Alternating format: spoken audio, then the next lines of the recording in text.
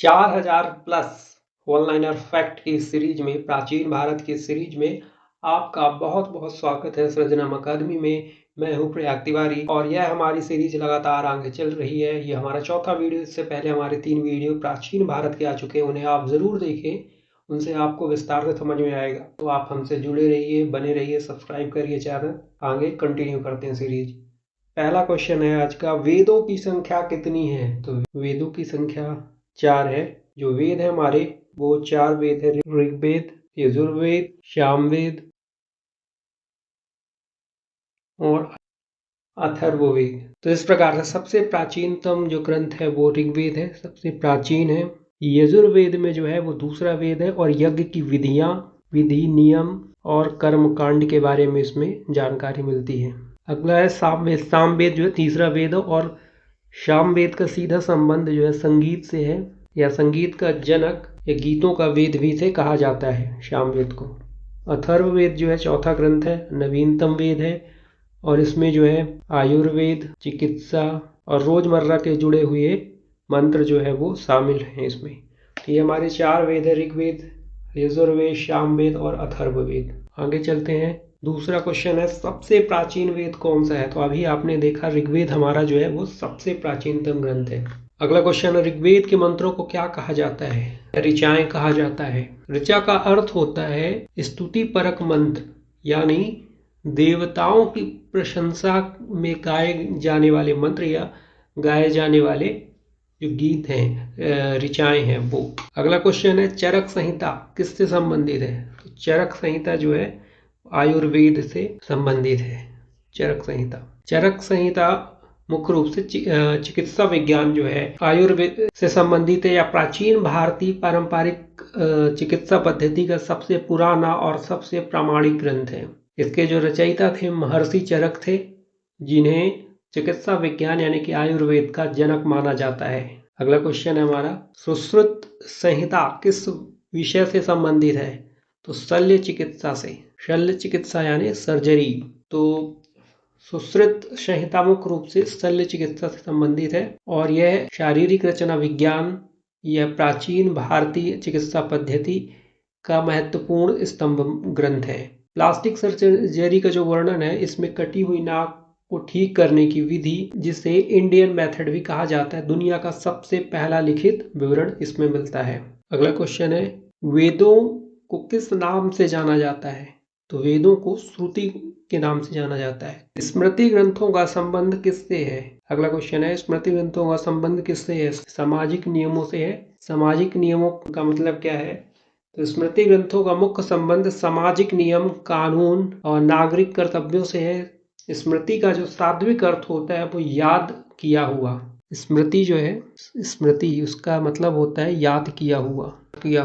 तो ऋषियों मुनियों ने वेदों के व्यवहारिक ज्ञान को याद रखकर मानव कल्याण के लिए जिन नियमों को संहिताबद्ध किया, उन्हें स्मृति ग्रंथ या धर्मशास्त्र कहा जाता है। स्मृतियों में जो 3-4 स्मृति ज़्यादा फेमस हैं वो है मनुस्मृति, ज्ञानवल्क्य स्मृति, नारद स्मृति और पराशर स्मृति। अगला क्वेश्चन है हमारा, मनुस्मृति के रचयिता कौन है? तो मनु। अगला क्वेश्चन है, बौद्ध धर्म के संस्थापक कौन है? तो बौद्ध धर्म के जो संस्थापक हैं वो है गौतम बुद्ध। इनका जो जन्म है, गौतम बुद्ध का जो जन्म है वो लगभग 563 ईसा पूर्व नेपाल की तराई में लुम्बिनी नामक ग्राम पे हुआ था। शुद्धोधन के यहाँ इनका जन्म हुआ था। इसी कारण इन्हें शाक्य मुनि भी कहा जाता है। अगला क्वेश्चन है, जैन धर्म के 24वें तीर्थंकर कौन थे? तो महावीर स्वामी थे। इन्हें जैन धर्म का अंतिम तीर्थंकर माना जाता है और इन्होंने ही जैन धर्म का आधुनिक जो स्वरूप दिया वो। अगला क्वेश्चन है, धम्मपद किस धर्म का ग्रंथ है? तो धम्मपद जो है बौद्ध धर्म से संबंधित है। अगला क्वेश्चन है, भगवत गीता में कितने अध्याय हैं? तो भगवत गीता में 18 अध्याय हैं। अगला क्वेश्चन है, योग सूत्र के रचयिता कौन है? तो पतंजलि हैं। एक क्वेश्चन यहाँ पे आपको दिया जा रहा है जिसे कमेंट करके आप बताएंगे कि पतंजलि का और दूसरा ग्रंथ कौन सा है। अगला क्वेश्चन है, नाट्य शास्त्र के लेखक कौन है? तो नाट्य शास्त्र के लेखक भरत मुनि हैं। इन्होंने नाट्य कला, संगीत और अभिनय को प्रेरणा माना और इसे जो है पंचम वेद भी कहा जाता है। नाट्य शास्त्र को हिंदू परंपरा में पंचम वेद कहा जाता है क्योंकि इसमें चारों वेदों के तत्व शामिल किए गए हैं। अगला क्वेश्चन है, अभिज्ञान शकुंतलम के लेखक कौन है? अभिज्ञान शकुंतलम कालिदास। मेघदूत की रचना किसने की? कालिदास ने। रघुवंश किसकी रचना है? कालिदास की। कुमार संभव नामक ग्रंथ किसने लिखा? कालिदास ने। तो ये चार प्रमुख कालिदास की रचनाएं, अभिज्ञान शकुंतलम, मेघदूत, रघुवंशम, कुमार संभव, इनसे लगातार क्वेश्चन बनते हैं। अगला क्वेश्चन है हमारा, पंचतंत्र के लेखक कौन माने जाते हैं? तो विष्णु शर्मा। अगला क्वेश्चन है, हितोपदेश किस प्रकार का ग्रंथ है? तो नीति ग्रंथ है। हितोपदेश मुख्य रूप से एक नीतिपरक और उद्देश्यात्मक कथा ग्रंथ है जिसका नाम हित प्लस उपदेश, हित प्लस उपदेश से बना, जिसका सात्विक अर्थ होता है लाभदायक सलाह या अच्छी सीख। तो इसके जो रचयिता है वो इम्पोर्टेंट हो जाता है हित के पंडित नारायण। यह जो है संस्कृत भाषा में यह ग्रंथ लिखा गया था। अगला क्वेश्चन है, गीत गोविंद के रचयिता कौन है? तो कवि जयदेव। कवि जयदेव ने गीत गोविंद लिखा।